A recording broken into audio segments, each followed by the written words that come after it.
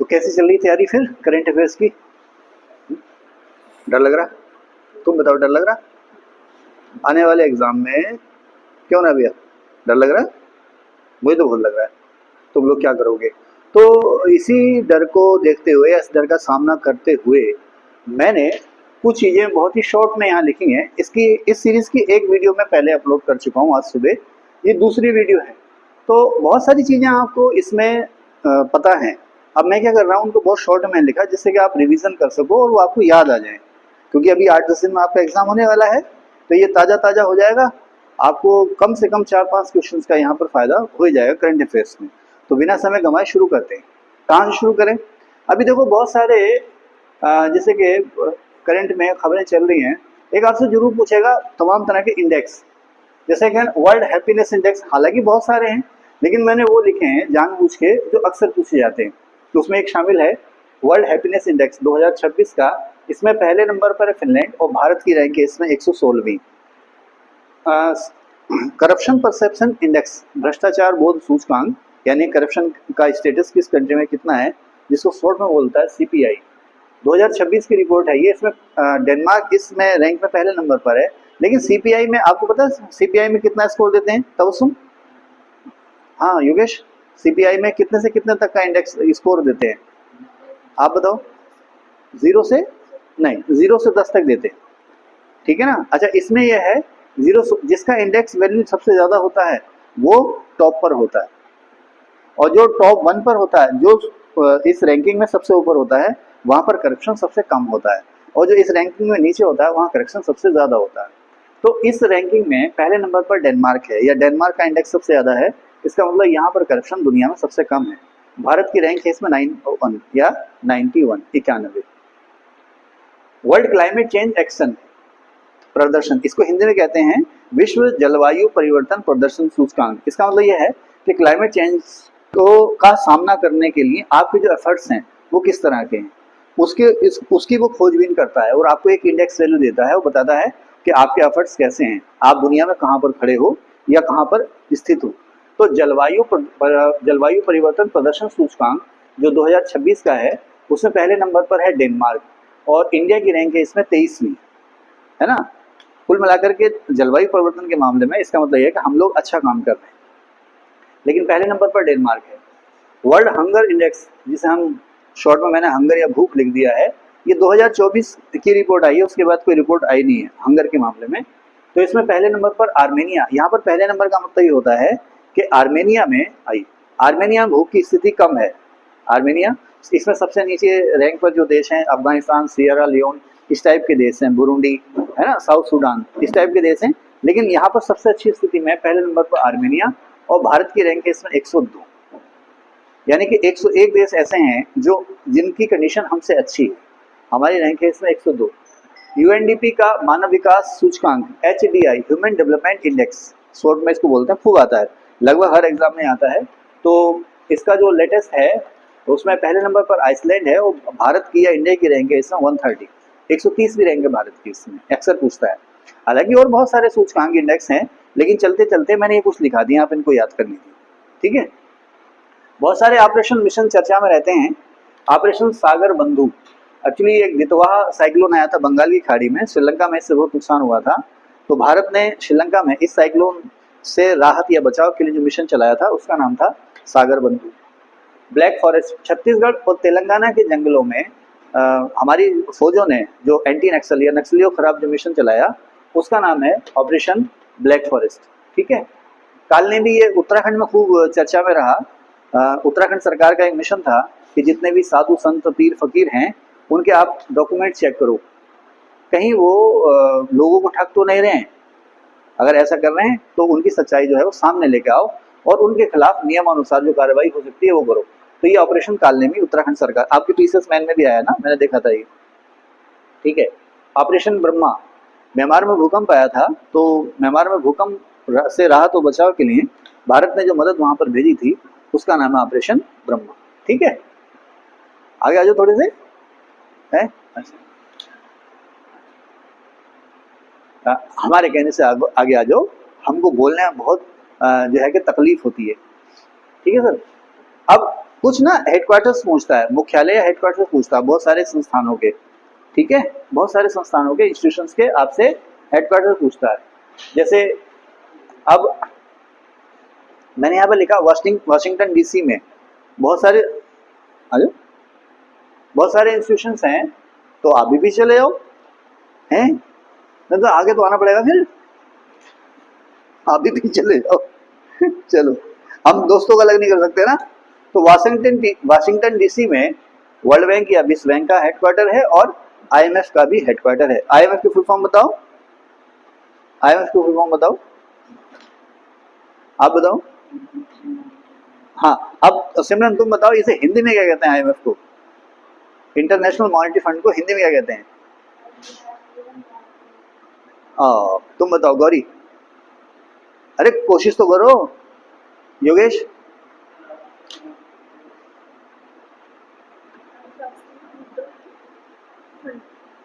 हिंदी में फंड कहते हैं, तुम बताओ। अबे ओहो, मैं तो ऐसे तुक्का मारा, मैंने कहा ऐसे पूछ लो, किसी को नहीं पता। गजब, अंतर्राष्ट्रीय मुद्रा कोष, आईएमएफ। अरे बाबा, आईएमएफ इंटरनेशनल मॉनेटरी फंड, अंतर्राष्ट्रीय मुद्रा कोष है, कुछ नहीं आता किसी को। न्यूयॉर्क में है, यूनिसेफ का हेडक्वार्टर है न्यूयॉर्क में, और यूएनओ का हेडक्वार्टर भी न्यूयॉर्क में ही है। यूएनओ या यूनाइटेड नेशंस ऑर्गेनाइजेशन, इसका हेडक्वार्टर भी न्यूयॉर्क में है। जेनेवा, जेनेवा कहाँ का शहर है? जेनेवा स्विट्जरलैंड, ठीक है ना। जेनेवा स्विट्जरलैंड का है ना भाई, जेनेवा स्विट्जरलैंड में ही है, ठीक है। तो जेनेवा में वर्ल्ड हेल्थ ऑर्गेनाइजेशन WHO और वर्ल्ड ट्रेड ऑर्गेनाइजेशन या WTO, इनके हेडक्वार्टर है। यूनेस्को का हेडक्वार्टर पेरिस में, नेटो का ब्रुसेल्स में, और मैंने जानबूझ के नहीं लिखा है तो इंटरपोल का हेडक्वार्टर कहाँ है? Interpol, international police, Interpol. और एक गजब, और एक गजब, कोई बताएं इंटरपोल का हेडक्वार्टर? कम पूछा जाता है लेकिन कभी कभी पूछ लिया जाता है। लियोन्स पेरिस, जैसे दिल्ली के पास गाजियाबाद, या दिल्ली के पास गुरुग्राम, या दिल्ली के पास नोएडा, उसी तरह से। गजब है तुम लोग तो बिल्कुल भी। तुमने क्या बुक पढ़ी, क्या रिवीजन किया? और अंतर्राष्ट्रीय श्रम संगठन का हेडक्वार्टर कहाँ पर है, ILO का है? रोम में, ठीक है। तो जिनेवा में WHO WTO का हेडक्वार्टर है, और पेरिस में है यूनेस्को का हेडक्वार्टर, और NATO North Atlantic Treaty Organization, इसका हेडक्वार्टर है ब्रुसेल्स। ब्रुसेल्स गौरी किस देश की राजधानी है ब्रुसेल्स? अनीस भैया, इमरान भैया, और ये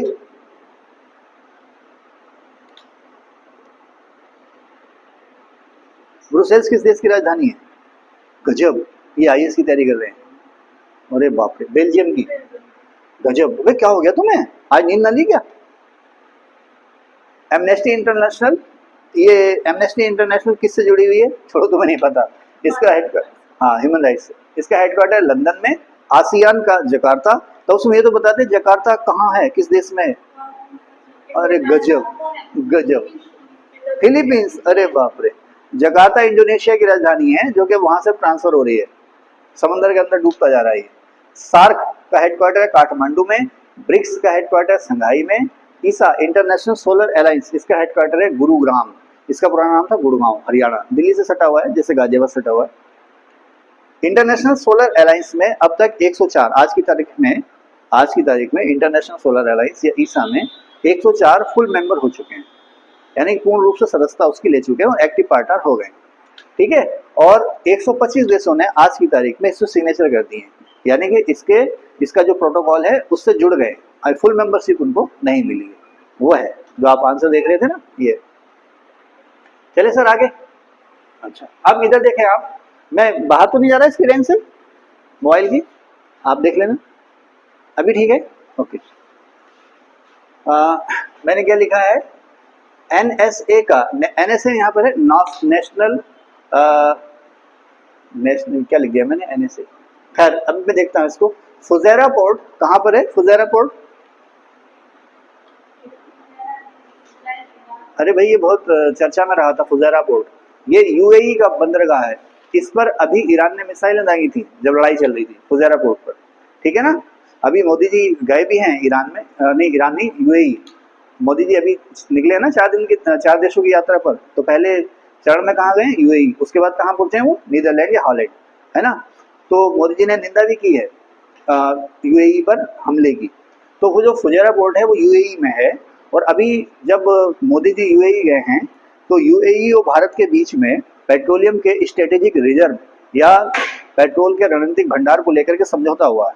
इसका मतलब ये है कि तेल के बड़े बड़े कुएं बनेंगे, एक फुजैरा में बनेगा और 2 इंडिया में बनेंगे, तेल के बड़े बड़े कुएं, जिससे कि 2 करोड़ बैरल ऑयल जो है कि उसमें जमा किया जा सके वक्त जरूरत के लिए, ठीक है। तो इसकी पार्टनरशिप हुई है। प्रोजेक्ट फ्रीडम, इमरान भैया प्रोजेक्ट फ्रीडम क्या है? प्रोजेक्ट फ्रीडम क्या है इमरान भैया? अनीस भैया, ताउसुम के अलावा कोई भी प्रोजेक्ट फ्रीडम? अभी ना हॉर्मुज स्ट्रेट ईरान ने सीज कर रखी थी या कर रखी है, तो यूएसए ने अपनी नेवी भेजी वहां पर उस सीज को हटाने के लिए, या जो नाकेबंदी कर रखी है ईरान ने हॉर्मुज स्ट्रेट की, उसको हटाने के लिए। तो करीब 1 या 1.5 दिन मिशन चला था। इस मिशन का नाम था प्रोजेक्ट फ्रीडम। बाद में ट्रंप ने वापस ले लिया था, ठीक है। एक्स क्या है आपको पता है? ट्विटर का नया नाम क्या हो गया? एक्स। तो जिस तरह से ट्विटर है या एक्स है, उसी तरह से यूएस के राष्ट्रपति डोनाल्ड ट्रंप ने अपना एक सोशल मीडिया अकाउंट बनाया है जिसका नाम है ट्रूथ सोशल। नहीं करते हैं, वो जो कुछ भी अपनी जानकारियां देते हैं वो ट्रूथ सोशल पे देते हैं। कैमरा हिला तो नहीं, देखना एक बार, सही है, ठीक है। हाल ही में ब्रिक्स के फॉरेन मिनिस्टर्स का सेमिनार हुआ, ब्रिक्स के विदेश मंत्रियों का सम्मेलन हुआ नई दिल्ली में। सैयद अब्बास अरागची ये ईरान के विदेश मंत्री हैं। पुट्टुपर्थी एक जगह है आंध्र प्रदेश में, आंध्र प्रदेश का एक जिला है श्री सत्य साई जिला, श्री सत्य साई बाबा के नाम पर यह जिला है। तो वहीं पर एक जगह है पुट्टुपर्थी, यहाँ पर भारत के नई पीढ़ी के या 5th जनरेशन के लड़ाकू हवाई जहाज बनेंगे, ठीक है। अभी चंद्रबाबू नायडू और कुछ लोगों की फोटो भी छपी थी अखबार में, आपने ध्यान दिया हो तो। भोजशाला का विवाद अभी कल परसों का ही है। तो भोजशाला जो है इंदौर में है, मध्य प्रदेश में इंदौर में। यहाँ पर एक सदियों से एक विवाद चला आ रहा है कि साहब यहाँ पर मंदिर है या मस्जिद है या मकबरा है या दोनों है, ये विवाद चला आ रहा है। तो अभी इंदौर हाईकोर्ट ने कुछ फैसले दिए हैं। तो आपसे पूछ सकता है कि भोजशाला कहाँ पर है? इंदौर में। कहाँ पर है? इंदौर में। तो यहाँ पर पुराने समय में एक संस्कृत महाविद्यालय भी था, मैंने बहुत शॉर्ट में लिख रखा है, इंदौर मध्य प्रदेश में। यहाँ संस्कृत डिग्री कॉलेज या महाविद्यालय था। और देवी सरस्वती जिनका रूप है यहाँ पर बागदेवी, बागदेवी जो है देवी सरस्वती है, उनका मंदिर भी था। अच्छा, यहाँ पर जो देवी सरस्वती या बागदेवी की जो प्रतिमा थी वो अब लंदन म्यूजियम में है। तो कोर्ट ने सरकार से कहा भी है कि आप प्रयास करें कि वो प्रतिमा वापस भारत में आ जाए, ठीक है। 15 मई को, इसी 15 मई को रुपया एक बार तो $96 से नीचे, सॉरी $96 पर डॉलर से नीचे चला गया था। लेकिन उसी दिन फाइनली वो बंद हुआ $95.86। आज और कल का हाल क्या है वो लगातार गिर ही रहा, देख लेना आप लोग। तो खैर 15 मई को रुपये का जो स्टेटस था वो था $1 बराबर $95.86, ठीक है ना। ₹1 बराबर, बल्कि ऐसे कहना चाहिए $95.86 बराबर $1। इस समय जनगणना हो रही है तो हमारे जो सेंसस कमिश्नर या जनगणना आयुक्त हैं उनका नाम है मृत्युंजय कुमार नारायण। और जो एम्बेसडर हैं जनगणना के, हमने इस बार जिसे जनगणना का राजदूत एम्बेसडर बनाया है वो हैं सुदर्शन पटनायक, ठीक है ना। और जनगणना के लिए जो हेल्पलाइन नंबर या टोल फ्री नंबर है वो है 1855, ठीक है बॉस। अब बहुत सारी योजनाएं हैं, आपसे पूछेगा कि कौन सी योजना की लॉन्चिंग डेट क्या है, कौन सी योजना कब लॉन्च हुई। तो प्रधानमंत्री जनधन योजना 28 अगस्त 2014 को लॉन्च हुई थी। स्वच्छ भारत मिशन 2 अक्टूबर 2014 को। बेटी बचाओ बेटी पढ़ाओ 22 जनवरी 2015 को लॉन्च हुआ था, ठीक है। फिर है startup India, startup India program 16 जनवरी 2016 को शुरू हुआ था। प्रधानमंत्री उज्ज्वला योजना जिसमें एक गैस सिलेंडर और कनेक्शन वगैरह मिलता है, वो शुरू हुई थी 1 मई 2016 को, यूपी के बलिया जिले से शुरू हुई थी। पीएमजे की फुल फॉर्म है प्रधानमंत्री जन आरोग्य योजना। प्रधानमंत्री जन आरोग्य योजना, जी इनसे इन शॉर्ट कहते हैं आयुष्मान योजना। ये 23 सितंबर 2018 को लॉन्च हुई थी। टोटल इसमें कितना इलाज कवर है? 5 लाख का ना, है ना। फुल लाइफ में है, शायद 1 साल में नहीं है ना, ये फुल लाइफ में है ना 5 लाख का है। अच्छा देख लेना। प्रधानमंत्री किसान सम्मान निधि जो 6,000 रुपये दे रहे किसानों को 3 किस्तों में 2-2 हज़ार में, वो शुरू हुई थी 24 फरवरी 2019 को। प्रधानमंत्री गरीब कल्याण अन्न योजना ये लॉकडाउन के समय शुरू हुई थी 25 मार्च 2019 को, जिसमें मुफ्त राशन मिल रहा है, वो वाली योजना है। नई शिक्षा नीति 30 जुलाई 2020 को लागू हुई। न्यू एजुकेशन पॉलिसी, एनईपी या नैप जिसे कहते हैं, ठीक है ना, एनईपी या नैप, न्यू एजुकेशन पॉलिसी 30 जुलाई 2020 को ये लॉन्च हुई। अब नए पोप जो हैं उनका नाम है लियो, पोप लियो 14वें, और international big cat alliance IBCA के चेयरमैन हैं भारत के पर्यावरण मंत्री भूपेंद्र यादव। डिल्मा रूसेफ जो हैं ये ब्रिक्स बैंक की चेयरमैन है। डिल्मा रूसेफ ब्रिक्स बैंक की चेयरमैन है। ये ब्राजील की एक बार राष्ट्रपति या प्रधानमंत्री भी रह चुकी हैं, शायद प्रेसिडेंट या प्राइम मिनिस्टर जो भी है। अच्छा, जमैका एक देश है, कैरिबियन कंट्री है जमैका। यहाँ पर एक क्रिकेट स्टेडियम है जिसका नाम है सबीना पार्क, और शहर है वो किंगस्टन, ठीक है ना, किंगस्टन ओवल कहते हैं उसको। तो यहाँ पर एक क्रिकेट स्टेडियम है जिसका नाम है सबीना पार्क। तो अब इंडियन गवर्नमेंट ने इस क्रिकेट स्टेडियम में एक इलेक्ट्रॉनिक स्कोर बोर्ड जो है वो गिफ्ट किया है। आप लोग देखते हो ना क्रिकेट, जो जब स्कोर बोर्ड दिखता है ना इलेक्ट्रॉनिक, तो वो भी काफ़ी खर्चीला होता है। तो इंडियन गवर्नमेंट ने, अभी हमारे विदेश मंत्री गए थे एस जयशंकर यहाँ की यात्रा पर, तो इस स्टेडियम में उसका अनावरण हुआ। Kingston park, Sabina park, Kingston Oval, कहाँ पर? जमैका में। BCCI ने, नहीं भारत सरकार ने यहाँ पर एक इलेक्ट्रॉनिक स्कोर बोर्ड जो है वो गिफ्ट किया। क्रिकेट में होता है डग आउट, ये आजकल T20 चल रहा है ना, तो बाउंड्री लाइन के जस्ट बाहर जहाँ पर खिलाड़ी बैठे रहते हैं, ठीक है, उसे कहते हैं डग आउट। और ऊपर जहाँ पर वो चेंजिंग वगैरह करते हैं उसे कहते हैं ड्रेसिंग रूम। क्रिकेट में अगर कोई खिलाड़ी 0 पर आउट हो जाए तो उसे कहते हैं डक, और अगर कोई खिलाड़ी अपनी पारी की पहली गेंद पे 0 पर आउट हो जाए तो उसे कहते हैं गोल्डन डक। इम्पैक्ट प्लेयर और पावर प्ले ये जो हैं T20 क्रिकेट के हैं, नहीं पावर प्ले T20 में भी है, वनडे में भी है, और इम्पैक्ट प्लेयर का जो नियम है वो T20 क्रिकेट में ही है। टाइम आउट, कंकशन, अब टाइम आउट और कंकशन ये भी जो है कि क्रिकेट में आते हैं। कंकशन जानते हो? कंकशन, कंकशन जानते हो क्रिकेट में क्या होता है? अगर किसी खिलाड़ी के चोट लग जाए सिर में, ठीक है ना, अगर किसी खिलाड़ी के सिर में चोट लग जाए या कहीं और चोट लग जाए तो उसकी जगह आप नया खिलाड़ी ले सकते हो। मतलब मैच चल रहा है, मैच के दौरान ही किसी खिलाड़ी को गंभीर चोट लग जाए, ठीक है ना, तो अब क्या होगा? अच्छा, इसका कंकशन का नियम ये है, शरीर के किसी और हिस्से में नहीं, सर में आपके चोट लगनी चाहिए। अगर सर में चोट लग जाए, ठीक, तो अब आप उस खिलाड़ी को बदल सकते हो जो आपके रिजर्व खिलाड़ी हैं उनमें से किसी से, ठीक है ना। इसे कहते हैं कंकशन नियम। अभी जो IPL चल रहा है आपका 19वां IPL है, इसमें 10 टीमें खेल रही हैं। इस IPL में अभी तक, आज तक इस IPL में जो सबसे तेज सेंचुरी लगाई है वो वैभव सूर्यवंशी ने लगाई है, या बनाई है, या 100 रन बनाए हैं 36 गेंद में। 36 गेंद में इसने 100 रन बनाए हैं। राजस्थान रॉयल्स का एक खिलाड़ी है। अच्छा, T20 क्रिकेट में सबसे तेज शतक का जो रिकॉर्ड है वो है क्रिस गेल का, 30 गेंद में, ठीक है, 30 गेंद में। अब ये जो आपका IPL चल रहा है 19वां, इसका जो फाइनल मैच होगा वो गुजरात में अहमदाबाद में नरेंद्र मोदी स्टेडियम में होगा, ठीक है। वर्ल्ड का पहला डिजिटल आदिवासी विश्वविद्यालय, या वर्ल्ड का पहला डिजिटल ट्राइबल या आदिवासी विश्वविद्यालय नई दिल्ली में या न्यू दिल्ली में लॉन्च हो गया है, ठीक है। फिलिस्तीन को मान्यता देने वाला पहला G7 देश हो गया है फ्रांस। अफगानिस्तान को मान्यता देने वाला पहला देश है रूस। आस्था पूनिया ये इंडियन नेवी में शामिल पहली वुमेन फाइटर पायलट हैं। आदिवाणी, एक दिन मैंने पहले ही बताया था, ये पहला AI बेस्ड जनजाति भाषा ट्रांसलेटर है। इसका मतलब ये है कि जो जनजाति भाषाएं हैं उन्हें आप बहुत सारी लैंग्वेज में, जैसे मान लो जैसे आपके यहाँ थारू और बुक्सा लैंग्वेज है ना, स्पेशल कुछ अलग से, इसको आप हिंदी में ट्रांसलेट करना चाह रहे हो, तो ये जो AI बेस्ड आपका ये प्लेटफॉर्म है बहुत सारी जनजाति या ट्राइबल की जो लैंग्वेज है उनको ट्रांसलेट कर सकता है। इस ऐप का, इस सॉफ्टवेयर का या इस पोर्टल का, जो भी कह लो आप, इसका नाम रखा गया आदिवाणी।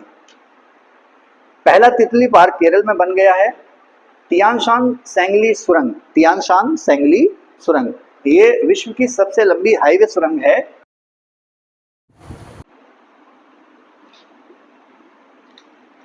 सौम्या विश्वनाथन, ये कहां पर बन गई हैं, क्या बन गई? WHO में चीफ साइंटिस्ट हैं ये, वर्ल्ड हेल्थ ऑर्गेनाइजेशन में मुख्य वैज्ञानिक हैं ये।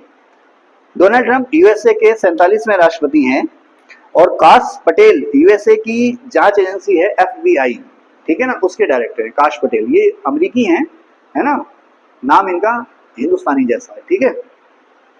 क्रिस्टी कोवेंटी, ये इंटरनेशनल ओलंपिक कमेटी की चेयरमैन है, जिम्बाब्वे की हैं ये, और IOC की चेयरमैन बनने वाली ये पहली वुमेन है।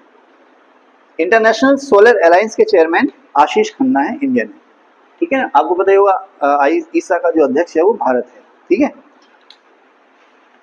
व्हिटले अवार्ड 2026, इसको ग्रीन ऑस्कर भी कहा जाता है, ये 2 इंडियंस को मिला है, ठीक है ना, पर्यावरण के क्षेत्र में दिया जाता है ये अवार्ड, व्हिटले अवार्ड, इसे ग्रीन ऑस्कर भी कहा जाता है। ये परवीन शेख और बरखा सुब्बा, 2 इंडियन हैं, इनको मिला ये, ठीक है। ये मैंने आपको बता दिया, ऑपरेशन ने बता दी, यही बता दिया, ठीक है।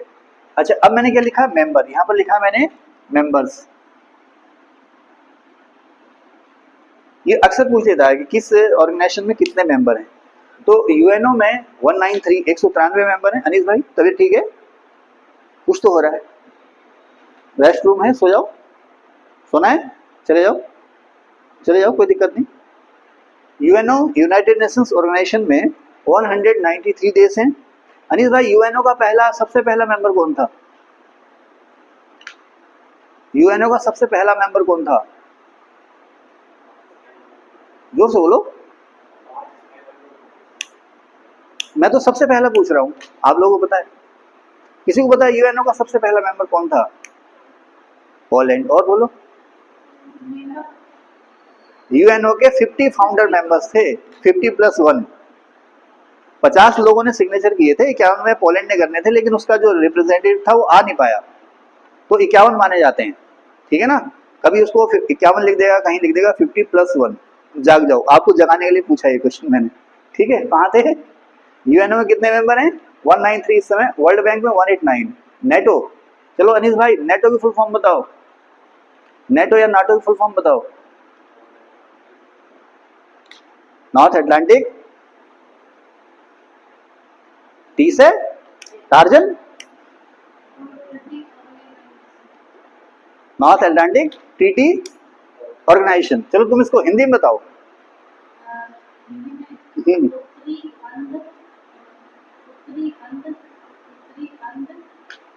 उत्तरी अंध, उत्तरी अंध, उत्तरी अंध, आप बताओ, आप बहुत मुस्कुरा रहे हो, हैं राजू, तुम्हारे दांत तो मोतियों जैसे चमक रहे हैं। बताओ, तुम बताओ, बताओ भाई, कोई भी नेटो को हिंदी में। देखो इमरान जी ने सर्च भी कर लिया है। संधि संगठन, उत्तरी अंध महासागर संधि संगठन, नेटो। तो नेटो में इस समय टोटल 32 मेंबर्स हैं, और इसका जो लेटेस्ट या 32वां मेंबर है वो है स्वीडन। यूरोपीय यूनियन में इस समय 27 मेंबर्स हैं, ब्रिटेन आपको पता ही इससे अलग हो चुका है ना। और इंटरनेशनल सोलर अलायंस में कितने मेंबर हैं आपको मैंने बता दिया, इसके 104 फुल मेंबर है ना। वर्ल्ड ट्रेड ऑर्गेनाइजेशन में 166 मेंबर है, इसका 166वां मेंबर है तिमोर लेस्ते, इसका 166वां मेंबर है तिमोर लेस्ते, ठीक है। ये मैं आपको पढ़ा चुका है ना। अच्छा, साने तकाइची, ये जापान में बनी पहली महिला प्राइम मिनिस्टर हैं, अभी फिर से इलेक्शन में दोबारा फिर चुनी गई हैं। कुछ खास जीआई टैग्स हैं, जैसे हीरे को जीआई टैग मिला है मध्य प्रदेश के पन्ना जिले में, ठीक है। तिरंगा बर्फी वाराणसी की, बांसुरी पीलीभीत की, बेसन के लड्डू उत्तर प्रदेश में हनुमानगढ़ी के, और कुंभकोणम पान का पत्ता तमिलनाडु का। जैसे पुराने जमाने के लोग पान खाते थे ना, तो एक वो पान खाते थे बम्बईया पान। अब तो पान का कल्चर बहुत कम हो गया, और अच्छा भी है ना। पान खराब नहीं है, लेकिन पान के साथ जो तंबाकू खाते हैं ना, वो बहुत नुकसानदेह, ठीक है ना। जो लोग हद से ज्यादा गुटखा बीड़ी सिगरेट और पान में तंबाकू छाली होता है ना, उसका इस्तेमाल करते हैं, तो वो मतलब आप ये समझ लीजिए कि बहुत ज्यादा संभावना होती है वो कैंसर की चपेट में आ जाए, खासकर गले और मुंह के कैंसर की। चले सर। तिरंगा बर्फी, बर्फी नहीं बर्फी, तिरंगा बर्फी वाराणसी की और बनारसी शहनाई बनारस की। कुछ नए नाम बदले गए हैं, जैसे माउंट आबू आबूराज, प्रधानमंत्री कार्यालय पीएमओ, इसका नया नाम हो गया सेवा तीर्थ, रेस कोर्स रोड कर्तव्य पथ, मनरेगा का नया नाम हो गया वी जी राम जी, इसकी फुल फॉर्म याद कर लेना आप लोग, वी जी राम जी। केंद्रीय सचिवालय सेंट्रल सेक्रेटरिएट का नया नाम हो गया कर्तव्य भवन। और शतरंज का जो फिडे वर्ल्ड कप होता है, फिडे फिडे जो है वो चेस की आईसीसी है, जैसे क्रिकेट की आईसीसी है सबसे बड़ी संस्था, नियामक संस्था, उसी तरह से चेस की नियामक संस्था है फिडे, ठीक है ना। तो इसका जो वर्ल्ड कप है वो हो गया, उसका नाम हो गया विश्वनाथन आनंद ट्रॉफी। औरंगाबाद का नया नाम हो गया छत्रपति संभाजी नगर, गया का नाम गया जी, और सिलक्यारा सुरंग है उत्तराखंड की, इसका नाम हो गया है बाबा भूखनाथ सुरंग। उत्तरकाशी में सिलक्यारा सुरंग है, इसका नाम बाबा भूखनाथ जी के नाम पर रखा गया। जोमेटो हो गया है eternal limited. Arjun life time, Arjun awards में जो लाइफ टाइम अवार्ड दिया जाता था वो हो गया है major Dhyanchand lifetime award. Delhi में है एक चौराहा सराय काले खां चौक, उसका नाम हो गया है बिरसा मुंडा चौक। और फोर्ट विलियम कलकत्ता में Vijay Durg, Port Blair Andaman Nicobar island की राजधानी श्री विजयपुरम। और प्रेसिडेंट हाउस में दो हॉल हैं, एक दरबार हॉल और एक अशोक हॉल। दरबार हॉल का नाम हो गया गणतंत्र मंडप और अशोक हॉल का नाम हो गया है अशोक मंडप। ठीक है, सारा हो गया है ना। चलिए, अगर आपको अच्छा लगा हो और आप चाह रहे हैं कि इस तरह की वीडियो आपको और मिलती रहे शॉर्ट में बहुत कुछ, तो प्लीज चैनल को लाइक भी कीजिए, शेयर भी कीजिए, सब्सक्राइब भी कीजिए, हमें हौसला मिलेगा। Thank you.